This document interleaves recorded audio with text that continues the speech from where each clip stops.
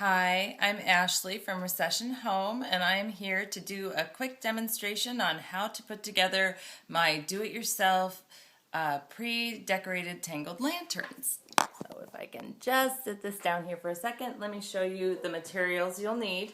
First of all, the pre-decorated lantern forms provided by Recession Home. Then you will need a already smoking hot glue gun, extra glue stick, and some scissors, transparent thread, which you should have been provided by the store, or the ribbon, whichever you selected, battery powered tea light, and some 24 gauge wire is what I typically use for making the tea light hanger.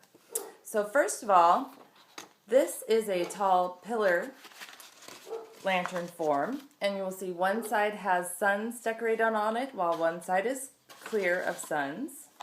So what I do is I take my handy glue gun and I paint a stripe along the non-decorated edge. And then using my knee as support, I press down along the center using the suns as my guide on where to apply pressure. Make sure your hands are clean while you do this, by the way. And it's best to do while the kids are busy, napping, or otherwise engaged. Voila! One pillar lantern. Now, I will have pre-punched these for you, should have pre-punched these for you, but for the sake of argument, one hole punch on either side will give you a place to string your lantern. Now, as the transparent thread is difficult to see, I will go ahead and show you how to just thread that hole punch with the transparent thread, and I typically double circle it back around and then through, just like you're threading a needle, so that the thread won't slip.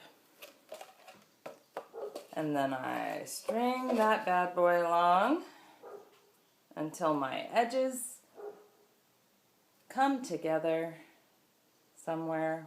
You can make them any length you want because you want to hang them at different heights, ideally, to produce that floating lantern effect. Now for the bigger ones, it's always best to double cinch the thread, and look at that. You have a tangled floating lantern. There you go. Now to suspend a tea light, a battery powered tea light, which is what I recommend to avoid catching the place on fire, it's always a benefit, I will send you one of these lovely battery powered tea lights that gives a little bit of a glimmer and a glow, as you can see. Now, how I do it is I take a length of this 24 gauge wire, snip it with a pair of scissors, find the center, as you can see,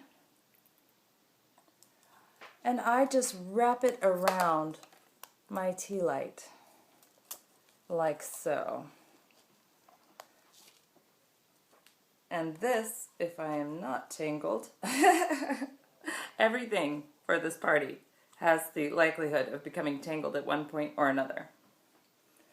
But I create a suspended hanger like this, and these tea light batteries should last up to 10 hours. So when you're getting your party all set to go, if you're going to go from daylight to dusk, as we did at my daughter's, it's pretty easy to turn on the tea lights in advance, suspend them from inside your pillar or other lantern form using the holes that have been provided for you, if carpet tunnel is not a problem, which hopefully it won't be for you guys. And then, voila, you have, oops, and if it sticks out the bottom like that one did, you can just shorten them slightly and trim off the edges one, and without getting your hanger involved there. There you go. And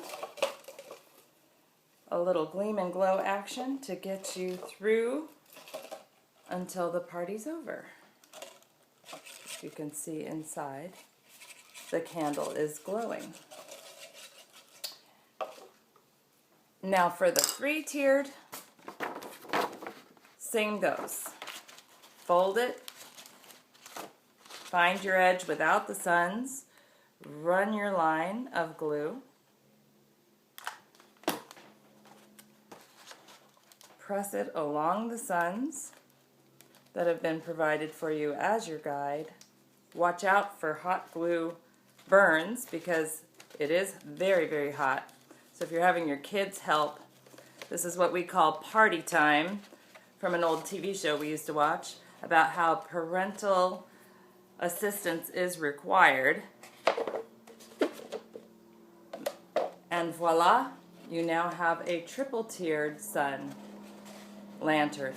Now these are cardstock lanterns, which are great for daytime parties. We also do vellum lanterns, which are a plasticized paper. And again, these are not permanent lanterns. They are for your recreational Rapunzel use. They might translate to your child's room for decorating purposes later after the party until